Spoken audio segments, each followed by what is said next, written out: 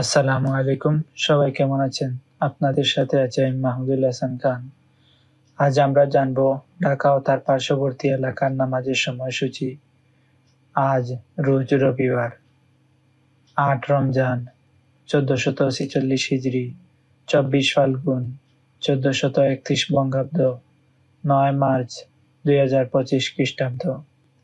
আজকের ফজরের ওয়াক্ত শুরু ৪টা ৫৮ শেষ ৬টা ১২ জোহরের ওয়াক্ত শুরু ১২টা ১০ শেষ ৪টা ২৫ আসরের ওয়াক্ত শুরু ৪টা ২৬ শেষ ৬টা ৪ মাগরিব শুরু ৬টা ৬ শেষ ৭টা ১৯ ঈশা শুরু ৭টা ২০ শেষ ৪টা ৫৭ নামাজের নিষিদ্ধ সময়সূচি: সূর্যোদয় ৬টা ১৩ থেকে ৬টা ২৮ পর্যন্ত, দুপুর ১২টা ৪ থেকে ১২টা ৯ পর্যন্ত, সূর্যাস্ত ৫টা ৫০ থেকে ৬টা ৫ পর্যন্ত।